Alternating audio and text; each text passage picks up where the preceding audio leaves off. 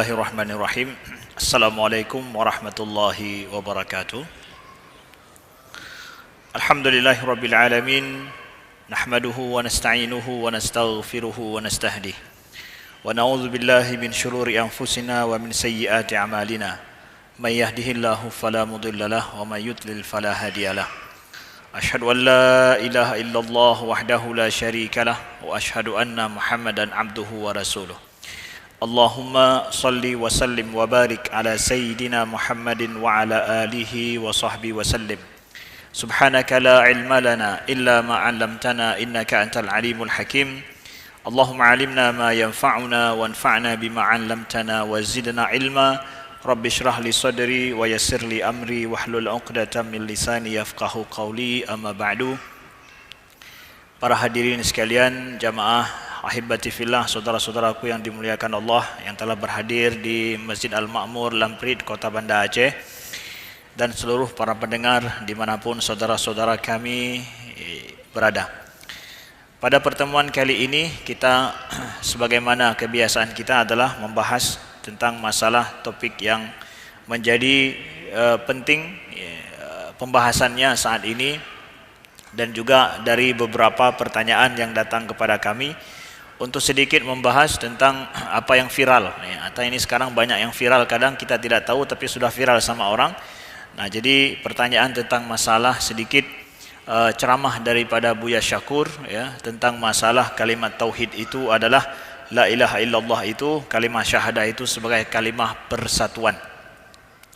Nah, di awal kami ingin jelaskan bahwa kenapa ini kita menjawab, karena itu adalah masalah pemikiran, ya, dan juga masalah ini telah diakses dan sudah dibaca dan juga didengar oleh siapapun, baik dia paham masalah ini atau dia tidak paham.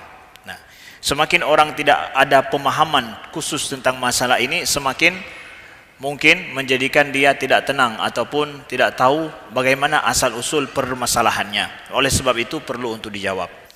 Selanjutnya juga bahwa catatannya dalam jawaban kita ini, kita sama sekali tidak mengkritik pribadi, tetapi kita mengkritisi adalah pemikirannya. Ya, kalaulah beliau seorang alim ulama yang paham tentang masalah agama, maka itu rasa hormat kita penuh kepada beliau. Tetapi tentang masalah isi pemikiran, maka itu sah saja adanya selalu hiwar, adanya selalu dialog yang terjadi, ya. Dan tidak masalah kalau seandainya ini terbuka lebar, artinya bahwa semua orang bisa mengakses, maka semua orang juga boleh memberikan pendapat tentang opini keagamaan yang beliau sampaikan. Nah, jadi tidaklah sama sekali mengkritisi pribadi kita hormati, apalagi seorang orang tua, atas nama orang tua kita hormati, kita junjung, ya. Tentang masalah pemikiran saja, yang itu boleh saja di dalam Islam seseorang untuk apabila dilihat ada sesuatu pemahaman yang salah dipahami oleh orang lain, maka itu sah saja untuk diperbaiki atau diberikan penjelasan. Nah, titik poin yang nomor 3 adalah boleh jadi pemahaman ini adalah salah kita pahami, maksud beliau lain, itu lain cerita. Tetapi apa yang ada, sedikit dari apa yang kita dengar, apa yang disampaikan tentang masalah kalimah tauhid di dalam ceramah beliau itu, dalam kajian yang beliau sampaikan itu, yang sedikit kami dapatkan pertanyaan yang perlu penjelasan, maka sesuai dengan kepahaman kami, sesuai dengan kepahaman dari yang kita dengar daripada beliau tersebut dalam YouTube, ya, maka sebatas itulah kemampuan kita untuk memahami. Oh, ada maksud lain yang ingin disampaikan, maka itu kembali kepada beliau. Nahnu nahkum bidzawahir wallahu yatawallas sarair. Kita menghukum sesuai dengan apa yang kita dengar, tapi maksud di belakang itu Allah saja yang tahu. Ini 3 poin yang pertama dalam kita membahas ini. Nah, di dalam ceramah yang disampaikan ini mungkin bisa kita pahami, di antara beliau sampaikan itu untuk kita jelaskan bahwa kalimah la ilaha illallah, di poin yang pertama ini, bahwa kalimah la ilaha illallah itu adalah kalimah menunjukkan kepada dakwah kepada persatuan. Persatuan apa yang dimaksud? Boleh jadi dimaksud adalah persatuan umat manusia, persatuan manusia dalam satu daerah, satu tempat, atau dalam satu negara. Maka manusia dengan la ilaha illallah itu adalah setara adanya, sama semuanya. Nah, boleh jadi. Lalu di dalam pemahaman ini menurut beliau bahwa itu bergeser maknanya kemudian menjadi bahwa orang yang dengan mengucapkan la ilaha illallah itu bisa menjadi kunci surga. Hanya sekedar dengan ucapan bisa menjadi kunci surga. Nah, dalam pemahaman yang kita dengar bahwa ini seakan-akan tidak pantas, tidak cocok. Kalimah la ilaha illallah itu kalimah persatuan. Persatuan umat manusia, ya. Entah itu persatuan dalam satu negara ataupun persatuan secara global. Lalu tidak cocok untuk dijadikan itu sebagai kunci seseorang dikatakan beriman yang dengan imannya dia masuk surga. Ini menurut beliau bahwa ini tidak cocok. Menurut beliau terjadi pergeseran makna. Seakan-akan kalau dikatakan man kana akhira kalamihi la ilaha illallah dakhala jannah dalam hadis Nabi ini, itu dianggap seakan-akan tidak tepat, tidak benar. Tapi yang benar adalah masuk surga dengan membantu menyatukan manusia. Ya, itu yang menjadi kunci surga. Bekerja, berbuat untuk menyatukan manusia, itu baru la ilaha illallah. Tapi kalau sekedar mengucapkan, itu nampaknya yang kita pahami menurut beliau itu tidak pantas. Masa sih hanya sekedar mengucapkan la ilaha illallah itu bisa masuk surga? Nah, begitu yang kita dengar daripada poin pertama, pemahaman yang kita dengar daripada beliau ini. Nah, maka jawaban kita terhadap permasalahan ini, apakah boleh kita pahami bahwa la ilaha illallah itu, ya, barang siapa yang mengucapkan la ilaha illallah itu masuk surga, dengan sekedar ucapan itu kemudian seseorang bisa menjadi kunci bagi dia masuk surga, boleh tidak? Menurut beliau tidak pantaslah, kan harus kerja dulu. Bekerja juga enggak semua kerja, tapi menyatukan manusia, membuat persatuan manusia, itulah kunci la ilaha illallah. Nah, kita katakan bahwa kalau kita merujuk kepada banyak hadis, kita akan mendapatkan banyak redaksi hadis lain yang menyatakan bahwa ucapan la ilaha illallah itu menyelamatkan manusia daripada neraka. Memang begitu, ya. Kita dapatkan misalkan daripada Muaz bin Jabal, qala Rasulullah, man kana akhira kalamihi la ilaha illallah dakhalal jannah. Riwayat Abu Daud dan Hakim. Hadis sahih. Ya. Barang siapa yang akhir daripada ucapannya dalam hidup ini adalah la ilaha illallah, dia masuk ke dalam syurga. Itu hadis Nabi. Kemudian riwayat Imam Muslim, hadis yang sahih, laqinu mautakum la ilaha illallah. Talqinkan orang yang akan meninggal di antara kalian itu dengan kalimah la ilaha illallah. Jadi orang yang masih bisa berucap, maka di akhir daripada ucapan di dunia ini diusahakan apa? Membaca la ilaha illallah. Ucapan, walaupun tidak ada perbuatan. Nabi suruh itu. Ajaran Islam seperti itu. Nabi suruh seperti itu. Nah, begitu juga daripada Abu Zar, qala Rasulullah sallallahu alaihi wasallam, atani atin min rabbi la yusyrik min rabbi fa akhbarani au qala basyarani annahu man mata min ummati la yusyrik billahi syai'an dakhalal jannah. Abu Zar mengatakan bahwa Rasulullah sallallahu alaihi wasallam juga pernah mengatakan, datang kepadaku malaikat daripada Tuhanku mengabarkan kepadaku, memberikan kabar gembira kepadaku bahwa man mata min ummati, siapa yang meninggal daripada umatku, dia tidak menyekutukan Allah dengan sesuatu apapun, dakhalal jannah, dia masuk ke dalam syurga. Qultu, maksudnya Abu Zar berkata, wa in zana wa in sarak, walaupun dia berzina dan mencuri, dia masuk syurga ya Rasulullah. Abu Zar tanya ini. Qal wa in zana wa in sarak, walaupun dia berzina ataupun dia mencuri, masuk syurga kata Nabi. Kalau dia meninggal tidak menyekutukan Allah. Hadis sahih riwayat Imam Bukhari. Poin pertama jawaban kita adalah bahwa banyak redaksi hadis yang lain yang menyatakan bahwa kalau seseorang meninggal akhir daripada ucapannya la ilaha illallah, dijamin surga. Kemudian kalau seandainya dia tidak menyekutukan Allah dengan sesuatu apapun, dia masuk surga. Walaupun dia berbuat maksiat, berzina dan mencuri. Abu Zar memastikan walau berzina dan mencuri, wa in zana wa in sarak. Nah, Walaupun dia berzina atau dia mencuri, masuk surga. Iya. Ini perlu penjelasan. Jangan salah dipahami. Ya. Imam Ibnu Hajar menjelaskan hadis yang terakhir ini menunjukkan bahwa apa? Fa innal qawaid istaqarrat ala anna al-huquq al-adamiyyin la taskut bi mujarrad maut 'ala al-iman walakin la yalzam min adami suqutiha alla yatakaffala Allahu biha biman yuridu an yadkhulaha al-jannah. Ya.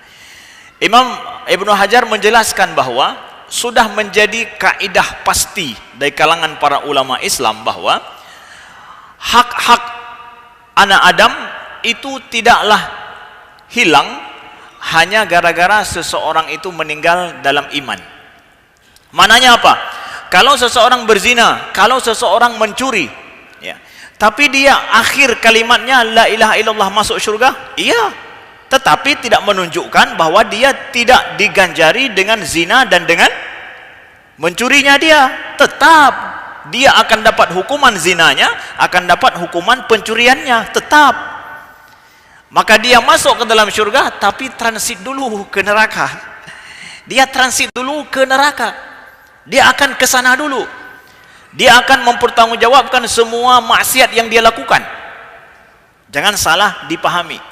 Jadi kalaulah orang dalam hidupnya tetap mati atas dasar iman, tapi selama hidupnya dia banyak maksiat, bisa masuk syurga? Bisa. Tapi transit dulu ke neraka. Mungkin lama di sana. Walaupun dia berzina atau mencuri. Tapi tidaklah gara-gara dia berzina atau mencuri, tapi dia beriman menjadikan dia tidak pantas masuk surga. Enggak seperti itu. Ya, begini yang ingin disampaikan. Jadi janganlah kita pahami gara-gara seseorang enggak bersaudara, kemudian juga mungkin banyak maksiat dalam hidupnya, tapi ngucapin la ilaha illallah kok bisa masuk surga juga. Iya, adil Allah, bisa juga masuk surga. Kenapa? Logis kok. Kalau dikatakan enggak logis, simsalabim, ya, bisa masuk surga hanya sekedar ucapan. Nah, iya, logis. Logisnya gimana? Logisnya adalah kalau dia enggak buat apa-apa atau dia bermaksiat, bahkan transit dulu ke surga, ke dalam neraka. Lama dia di sana, ujungnya masuk ke dalam surga. Karena ulama ahlus sunnah menyatakan bahwa al-kabair, dosa-dosa besar itu tidak menghapus iman seorang mukmin. Tidak menghapus iman seorang mukmin. Tapi kalau Khawarij mengatakan bahwa orang mukmin yang berbuat dosa besar itu akan kekal dalam neraka. Tidak pantas dia orang mukmin seperti itu. Ahlus sunnah mengatakan enggak. Kalau ada iman dalam hatinya, dia boleh masuk ke dalam syurga, tapi transit dulu di neraka dengan waktu yang sesuai dengan porsi dosa yang dia buat. Sangat logis, sangat rahmat Allah begitu. Nah, begitu saudaraku yang dimuliakan Allah. Jadi poin pertama ini kita jawab adalah bahwa logis kok orang yang meninggal akhir kalimatnya la ilaha illallah masuk syurga, tapi kalau dia berbuat dosa atau enggak berbuat taat, transit dulu ke dalam neraka. Logis, tidak pakai simsalabim, tidak pakai yang macam-macam, tidak logis sekali. Dan itu rahmat Allah Subhanahu wa ta'ala kepada hambanya, sesuai dengan kaidah Ahlus Sunnah wal Jamaah. Seseorang yang dia itu berbuat maksiat atau kabair, tapi tidak menghapus iman daripada hatinya. Kemudian poin yang nomor 2 kita jawab tentang poin ini adalah bahwa dikatakan tidak logis seseorang itu hanya dengan ucapan la ilaha illallah masuk ke dalam syurga. Masa sih sekedar ucapan masuk ke dalam syurga? Kita akan menjawab bahwa kalau seseorang di akhir daripada hidupnya mentalkinkan atau mengucapkan la ilaha illallah Muhammad Rasulullah, ini menunjukkan bahwa seseorang itu akhir hidupnya dia ridho kepada Allah. Dia itu taslim, menyerahkan dirinya pada Allah. Ya, menyerahkan dirinya pada Allah sampai akhir hayatnya. Menunjukkan bahwa selama hidupnya dia sudah berpengalaman dengan itu. Beda dengan orang yang dalam hidupnya enggak punya pengalaman tentang itu. Ya, dia menunjukkan bahwa sampai akhir hidupnya ridho dengan Allah. Maka kunci mengucapkan la ilaha illallah boleh menjadi kunci dia masuk syurga. Itu poin yang nomor 2. Poin yang nomor 3 jawaban kita adalah, kalau dikatakan masa sih hanya sekedar ngucapin la ilaha illallah dengan itu bisa masuk syurga, enggak logis ah. Jawaban nomor 3 lagi adalah bahwa apakah perbuatan, amal, pekerjaan itu bagian daripada iman atau merupakan syarat bagi iman? Iman itu pakai amalan enggak? Pakai perbuatan enggak? Atau cukup dengan sekedar keyakinan hati, lafazkan dengan lisan, udah dianggap seorang itu beriman? Atau harus ada amalan dulu baru dianggap imannya? Nah, ini pertanyaannya. Kita dapatkan ulama kita telah membahas pembahasan ini, kedua-dua pendapat itu ada. Pendapat yang pertama adalah bahwa iman itu, bahwa amalan itu adalah bagian daripada iman. Jadi kalau enggak ada amalan, enggak dianggap imannya, kurang imannya. Kalau ada amalannya, maka baru dianggap imannya. Maka dalam hal ini, inilah pendapat ulama yang mengatakan bahwa amal itu syatrun minal iman. Syatrun, bukan syartun, tapi syatrun. Syatrun itu adalah bagian. Jadi iman, kata dengan hati, ada pengakuan dengan hati kita, ucapan dengan lisan, lalu kemudian amalan dengan perbuatan. Sering kita dengar bahwa ikrarun bil qalbi, pengakuan dengan hati, ikrar kita dengan lisan kita, dan perbuatan dengan amalan. Itulah iman. Nah, betul. Sebahagian para ulama, termasuk Imam Syafi'i dalam hal ini, mengatakan bahwa amalan itu bagian daripada iman. Boleh. Ini bagian daripada iman. Artinya apa? Menunjukkan bahwa amalan itu kesempurnaan daripada iman. Kalau orang amalannya kurang, maka imannya kurang. Boleh, karena itu bagian daripada iman. Lalu kalau seandainya dia meninggal, amalannya kurang, transit dulu. Dia ke dalam neraka. Ya, transit dulu dia ke sana, ya, dicuci semua dosanya. Kalau seandainya dosanya sudah selesai, maka dia akan masuk ke dalam syurga. Ikrar dia dengan hatinya tetap berfungsi. Tetap berfungsi. Perkataan nomor 2 daripada para ulama bahwa iman itu, amalan itu syarat bagi iman. Enggak masuk bagian, tapi syaratnya dari luar, seperti wudu dengan solat. Wudu itu syarat bagi solat, bukan bagian dari solat. Ya, syarat, berarti di luar daripada iman. Amalan itu ada juga pendapat para ulama, termasuk Imam Abu Hanifah dalam hal ini. Lalu konsekuensinya kalau kita mengatakan bahwa amalan itu adalah syarat bagi iman, apa? Bayangkan seseorang, ya, dia masuk Islam di akhir hayatnya. Sehari sebelum dia meninggal, mengucapkan la ilaha illallah Muhammad Rasulullah. Dia sudah pergi ke dunia, keliling dunia, dia dapatkan ternyata Islam ini agama yang benar.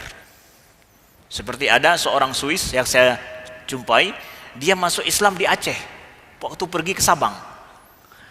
Dia sudah pernah belajar Hindu di India, dia orang agama Kristen Protestan, pergi ke Hindu, belajar Hindu di India, lama tinggal di sana, kemudian dia sakit parah. Setelah sehat, dia pergi ke negeri Islam, ke Arab dan ke Aceh. Di Aceh dia masuk Islam. Karena ada yang menjelaskan tentang dia Islam. Di situ sangat logis menurut dia. Masuk Islam dia. Bayangkan dia ini, orang ini, misalkan dia masuk Islam, hari ini dia ikrarkan la ilaha illallah dengan sepenuh hatinya, menangis. Besoknya dia meninggal. Ada berbuat amalan dia? Atau sekedar menghadap Allah dengan ucapan? Dia menghadap Allah dengan ucapan saja. Kita katakan bahwa dia ini masuk dalam neraka langsung. Masa sih hanya sekedar ucapan masuk dalam syurga? Kita dapatkan bahwa di dalam Islam, bahwa sesungguhnya, ya, orang yang mengucapkan dan masuk Islam, maka semua dosanya yang di belakang itu diampuni Allah. Kan begitu? Innal islama yajubbu ma qablahu. Sesungguhnya Islam ini akan menutupi semua yang dilakukan seseorang sebelumnya kalau dia masuk Islam. Seperti Amr bin As. Amr bin As dulu, kan Amr bin As itu yang menjadikan salah satu penyebab banyaknya syuhada Uhud. Termasuk Amr bin As yang penyebab daripada petaka perang Uhud itu.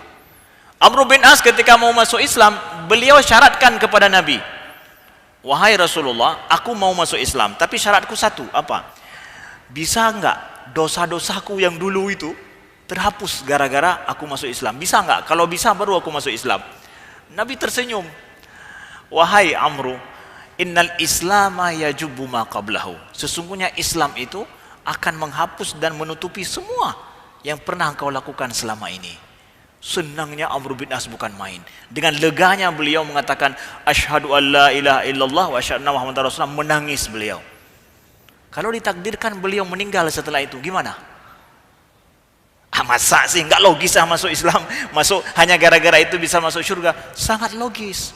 Karena kita masuk surga itu dengan rahmat Allah. La yadkhulul jannata ahadun bi'amalihi. Tidaklah seseorang itu masuk surga dengan amalannya, illa an yataghammadani Allahu birahmati. Bahkan Nabi sendiri, Nabi katakan bahwa kecuali Allah memberi rahmat bagiku. Nah, kita masuk surga dengan rahmat Allah. Kalau di dalam Islam Allah telah menyatakan dan Nabi menguraikan bahwa syarat kamu masuk surga itu adalah tauhid dulu, kalimah tauhid, la ilaha illallah, la ilaha illallah. Ucapan benar dalam hatimu dengan sebenar-benarnya, berlinang air matamu, ya, bertaubat kepada Allah kesalahan selama ini, itu mengetuk pintu langit, itu rahmat Allah sedang kita minta daripadanya. Maka sah saja kalau Allah memberikan syurga bagi orang ini walaupun nggak ada berbuat apa-apa. Hari ini mengucapkan la ilaha illallah, besok meninggal dia. Logis sekali, meninggal setelah menangis, malamnya nggak tidur dia, menangis betapa baru kali ini mendapatkan rahmat dan mendapatkan hidayah Tuhan. Besok meninggal. Kita semua berdoa, ya Allah masukkan dia ke dalam surga. Walaupun nggak pernah sholat mungkin, ya, nggak pernah zakat, nggak pernah haji, nggak pernah bantu orang. Baru kali itu dia insaf dalam hidupnya. Logis sekali, dia masuk Islam. Logis sekali. Kenapa logis? Masuk Islam dengan rahmat Allah. Itu inti yang dikatakan para ulama bahwa amalan itu syarat bagi iman. Orang ini nggak ada amal, nggak buat amal apa-apa nih yang baru masuk Islam nih, tiba-tiba meninggal, nggak masalah. Kenapa? Itu syarat bagi iman. Dia tidak mencukupi syarat, tapi imannya ada. Dengan rahmat Allah dia masuk Islam. Logis sekali, karena limpahan rahmat Allah sangat luar biasa. Nah, itu 3 poin kita jawab bahwa logis seseorang itu kalau seandainya ucapan terakhirnya la ilaha illallah, logis sekali dia bisa masuk surga karena Nabi telah mengatakan demikian kok. Itu kaidah dalam agama. Maka kita terima kaidah itu dan sesuai dengan rahmat Allah Subhanahu wa taala. Kemudian poin yang selanjutnya adalah kami ingin sampaikan, sesungguhnya ketika kita mengatakan bahwa kalimah la ilaha illallah itu adalah kalimah persatuan manusia, artinya persatuan manusia dalam sebuah negara ataupun manusia global sifatnya. Nah, ini ada indikasi kepada ajakan pluralisme. Ada indikasi ini, ya, kepada ajakan pluralisme. Banyak mahasiswa yang menanyakan kepada kami, Ustaz jelaskan masalah pluralisme itu apa? Ya. Pluralisme itu adalah sebuah paham pemikiran keagamaan yang menyatakan bahwa setiap agama itu ada kebenarannya. Ya, ada kebenarannya.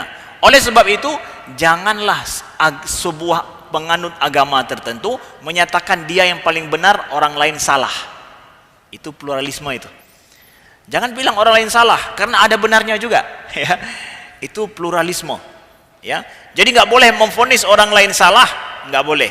Atau mengatakan diri yang paling benar dalam masalah akidah, masalah agama, tidak boleh. Karena apa? Semua agama itu ada paling kurang adalah ada kebenarannya. Itu pluralisme, nggak boleh klaim diri kita yang paling benar. Begitu juga ada hubungannya dengan filsafat perennial. Perennial itu adalah, ya, setiap agama itu dianggap memiliki kebenaran tunggal dan universal, ya. Artinya bahwa setiap agama itu ada kebenaran tunggal juga yang sifatnya universal. artinya menyeluruh. Semua agama itu, setiap agama itu ada nilai-nilai kebenaran yang abadi. Ya, itu filsafat perennial. Begitu juga ada istilahnya dengan sinkretisme. Sinkretisme ini apa? Itu adalah semua agama ya dicampur, ya, semua agama dicampur, kemudian diaduk menjadi sebuah agama baru yang memiliki ajaran baru. Ini mirip-mirip semua ini. Pluralisme, sinkretisme, kemudian juga dengan perennialisme, ya. Sinkretisme ini ada usaha dari sebahagian orang untuk mengkolaborasikan antara Islam, Kristen, Yahudi, itu kita jadikan satu agama yang nantinya menjadi satu ajaran baru. Dan ini terjadi di Emirat hari ini, saat ini. Emirat membuat upaya adalah adanya agama Ibrahim. Agama Ibrahim ini adalah meleburkan agama, tiga macam agama ini menjadi satu ajaran baru. Atas dasar apa? Atas dasar bahwa supaya tidak ada perang terjadi antara agama. Atas dasar kemanusiaan, manusianya ini. Jadi demi manusia, demi kedamaian, agama yang ada ini kita lebur menjadi satu. Namanya agama Ibrahim. Maka dibuat di sana, baru saja dibuka ya satu tempat komplek di mana tiga tempat ibadah itu, Islam, Yahudi, Kristen, itu satu tempat yang nantinya menjadi satu.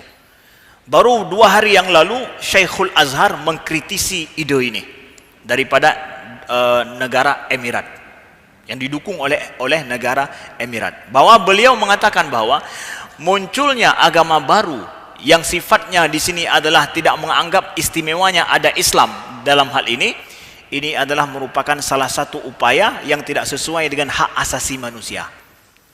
Hak asasi manusia adalah seseorang itu bebas untuk memilih kepercayaannya yang benar menurut dia. Itu hak memilih kepercayaan yang benar dan beribadah sesuai dengan keyakinannya masing-masing. Itu adalah hak paling asasi daripada manusia. Lalu kalau saya tidak menganggap Islam itu benar, ya, tidak kita anggap ada agama yang setiap pemeluknya boleh memeluk agamanya, maka saya dengan demikian adalah menghapus hak asasi manusia dalam hidup. Itu kata Syekhul Azhar. Beliau mengkritisi masalah itu. Beliau tidak terima. Nah, mengkritisi masalah itu. Nah, ini ada hubungannya. Jadi ketika mengatakan bahwa la ilaha illallah itu adalah ajakan kepada persatuan, persatuan dari sisi kemanusiaan, jadi persatuan semua orang, itulah betul-betul kalimah tauhid. Kalimah tauhid bergeser maknanya dalam pemahaman ini dari mentauhidkan Allah menjadi mentauhidkan manusia. Seakan-akan putus hubungan antara tauhid kepada Allah dengan tauhid kepada manusia. Padahal la ilaha illallah artinya adalah tauhid Allah dulu ini. Dalam ibadah kita tauhidkan Allah. La ilaha illallah itu kalimah tauhid bersama Allah. Kalimah tauhid hubungan kita dengan Allah. Tapi dalam pemahaman ini la ilaha illallah itu bukan dengan Allah ya, dengan manusia saja. Nah, benar. Jadi seakan dipangkas hubungan kalimah tauhid dengan Allah, tapi tauhid sesama manusia itu yang dianggap. Nah, maka ini ada indikasi kepada pluralisme, indikasi kepada perennialisme, ada indikasi pula kepada yang disebutkan dengan sinkretisme itu. Melahirkan hal yang seperti ini. Nah, kalau ini kita pahami, bagaimana Islam menganggap pluralisme itu seperti apa? Jadi kalau setiap agama itu ada istilah benarnya, apakah ini salah, Ustaz? Ya. Bagaimana Islam? Nah, sebahagian para pakar mengistilahkan ya bahwa pluralisme seperti ini bertentangan dengan Islam. Tapi yang benar menurut Islam itu pluralitas. Pluralitas. Apa maknanya beda antara pluralisme dengan pluralitas? Bedanya adalah kalau pluralisme nggak bisa menghargai perbedaan. Setiap yang berbeda harus disatukan. Hanjut kalau na beda hanjut. Kalau disatukan menjadi satu hal, baru dianggap ini baru pluralisme. Ya, hanjut na perbedaan. Sedangkan pluralitas itu adalah mengakui adanya perbedaan masing-masing dan dia hak untuk berbeda dalam hal ini sebagai wujud daripada ayat-ayat Allah. Boleh ya, Boleh kalau seandainya seseorang itu punya perbedaan dengan orang lain, boleh. Maka adanya agama Kristen, adanya agama Yahudi di samping agama Islam, selaku saya seorang Muslim, saya mengakui bahwa itu ada agama namanya agama Yahudi, walaupun tidak benar menurut saya, tapi saya akui mereka punya hak untuk berbeda dengan saya. Mereka orang Nasrani, saya akui mereka memang punya perbedaan dengan saya yang tidak bisa disatukan, tapi mereka punya hak hidup. Lakum dinukum waliyadin. Bagi kalian punya agama, ya udah, itu agama kalian. Bagi saya agama saya. Saya mengakui, tidak harus agama kalian menyatu dengan agama saya. Kibancara punya beda, hanya beda, bersama ngelun. Enggak, pluralisme tidak mampu mengakui adanya perbedaan. Melihat semua dalam bentuk kesatuan. Tetapi pluralitas melihat kepada berbeda-beda, tapi kita menyatu dalam perbedaan, bahwa itu ayat-ayat Allah. Bagi kami orang Islam menganggap bahwa adanya perbedaan itu menunjukkan bahwa itu kekuasaan Allah. Satu. Dan perbedaan itu juga menunjukkan kepada apa? Secara Islam nih. Ini pandangan pluralitas Islam ya. Ini yang benar, bahwa adanya perbedaan agama sampai Kristen, Yahudi, Hindu, Shinto, itu semua macam-macam agama itu ya, menunjukkan adanya ayat Allah bahwa manusia bebas berikhtiar. Saya mengakui adanya macam-macam agama itu secara eksistensi, bukan kebenaran. Mereka boleh eksis sebagai wujud apa? Sebagai wujud bahwa Allah memberikan kebebasan manusia dalam mencari pandangan hidup yang benar menurut dia, yang nanti akan diminta pertanggungjawaban oleh Allah. Kenapa kamu dalam beragama jadinya Shinto? Kenapa kamu dalam beragama jadinya Hindu? Kenapa kamu dalam beragama jadinya justru Yahudi? Allah akan mempertanyakan setiap orang nanti. Nah, makanya kita sebutkan dalam hal ini ayat Allah yang Allah sebutkan tentang masalah perbedaan ini, walau sya'allahu la ja'alakum ummatan wahidah walakin liyabluwakum fima atakum fastabiqul khairat. Ini kunci ayat menunjukkan pluralitas, bukan pluralisme. Ayat Al-Maidah ayat 48. Walau sya'allahu la ja'alakum ummatan wahidah. Kalau Allah menghendaki, maka seluruh umat manusia akan dijadikan satu umat, satu agama, satu akidah, enggak ada perbedaan di antara mereka. Kalau Allah menghendaki bisa. Walakin, akan tetapi kata Allah, liyabluwakum fima atakum, tapi Allah ingin mencoba terhadap apa yang sudah Allah berikan kepada kalian. Ternyata adanya perbedaan pilihan dalam masalah akidah itu ujian daripada Allah. Jadi saya harus mengakui adanya perbedaan itu sebagai ujian dari Allah untuk umat manusia. Mereka diuji dengan akal mereka, ilmu mereka. Akalmu itu sudah kamu pakai untuk apa? Sehingga engkau mendapatkan hidayah kepada Allah. Fima atakum. Maka Allah sebutkan setelah itu, fastabiqul khairat. Maka berlomba-lombalah untuk mendapatkan kebaikan. Nih, kita nih sedang berlomba ini. Kami orang Islam berlomba-lomba untuk berbuat kebaikan, menunjukkan bahwa agama kami benar. Kalau ada orang Yahudi, orang Kristen, silakan berlomba-lomba, tunjukkan bahwa agama kalian itu benar. Silakan kemudian kita menilai sama-sama. Kami mengakui eksistensi kalian, eksistensi agama lain, ya. Silakan berbeda dengan kami. Pluralisme tidak mampu mengakui adanya perbedaan itu. Menyena beda harus sama dengan kamu, hanjit beda. Itulah kenapa kita orang Muslim, cendekiawan Muslim menolak pluralisme, tidak sesuai dengan semangat Islam, semangat agama Islam. Begitu juga sinkretisme ditolak.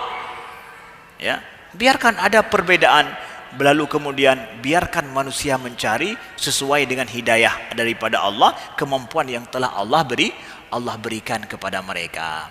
Allah berfirman, wa inna hadhihi ummatukum ummatan wahidah wa ana rabbukum fa'budun. Ya. Sesungguhnya agamamu ini adalah agama yang satu, ya, dan sesungguhnya wa ana rabbukum fa'budun, dan akulah Tuhanmu, maka sembahlah aku. Nah, jadi saudaraku yang dimuliakan Allah, kita yakin bahwa agama yang diridhoi di sisi Allah itu adalah agama Islam. Ya, innad dina indallahil Islam. Itu yang diridhoi oleh Allah. Atas dasar apa? Atas dasar Al-Quran menyatakan demikian. Atas dasar apa juga? Atas dasar bahwa menurut logika dan menurut fitrah manusia, kita umat Islam bisa membuktikan bahwa Islamlah agama yang logis. Menurut apa juga? Menurut secara ilmiahnya, fakta ilmiah menyatakan bahwa Islamlah agama yang bisa dipertanggungjawabkan semua teks-teks keagamaan. Setiap ayat Al-Quran bisa dipertanggungjawabkan. Hadis Nabi itu bisa dipertanggungjawabkan secara ilmiah. Setiap hadis Nabi yang sahih, jelas siapa yang merawikannya sampai Nabi SAW. Logis sekali. Jadi secara fakta ilmiah, agama Islam agama yang logis dan ilmiah. Kemudian kita dapatkan dalam Al-Quran Allah mengatakan bahwa sesungguhnya agama Islamlah agama yang diridhoi di sisinya. Nah, jadi ini adalah ingin kami jawab sedikit bahwa sesungguhnya agama kalimah la ilaha illallah tidak bisa digeserkan kepada makna lain, tetap dia kalimah syahadah yang seseorang kalau di akhir daripada ucapan hidupnya la ilaha illallah menurut hadis Nabi, maka dia adalah boleh dan logis untuk masuk Islam sesuai dengan hadis Nabi, sesuai dengan penjelasan kita tadi. Nah, jadi oleh sebab itu kalau kita ingin menilai perbedaan pendapat orang, lihat kepada rujukannya apa. Opini yang ada misalkan seperti yang disebutkan itu, rujukannya kemana? Siapa yang pernah menyatakan itu? Rujukannya kemana? Hadis Nabi kah? Ayat kah? Silahkan boleh berbeda pendapat, tapi rujukanmu mana? Rujukan kita kemana? Kami rujukan kita dalam menyampaikan ini adalah hadis Nabi dan penjelasan para ulama Islam. Disitulah kita tahu pentingnya silsilah keilmuan yang kalau pendapat saya ini, itu pendapat saya itu rujukannya kemana ini? Hadis, ayat, dan juga pendapat para ulama sebelum ini atau tidak? Kalau tidak ada pendapat ulama sebelum ini, saya boleh meragukan pendapat itu. Berarti ini keluar daripada tradisi keilmuan Islam. Ya? Siapa saja yang ngomong ini? Siapa saja yang ngomong di dalam Islam pendapat tertentu, itu keluar daripada tradisi keilmuan Islam atau tidak? Kalau tidak ada rujukan di dalam ulama-ulama Islam terdahulu, berarti ini boleh jadi melenceng daripada keilmuan Islam. Kenapa ada pelencengan ini? Ya, itu dia maksudnya. Silakan beda pendapat, tetapi rujukan kita apa? Rujukan kami adalah pendapat para ulama sebelum ini dan juga hadis Nabi sallallahu alaihi wasallam. Ya, sekian, terima kasih. Mudah-mudahan memberikan sedikit penjelasan kepada kita. Subhanakallahumma wa bihamdika asyhadu an la ilaha illa anta astaghfiruka wa atubu ilaika. Wassalamualaikum warahmatullahi wabarakatuh.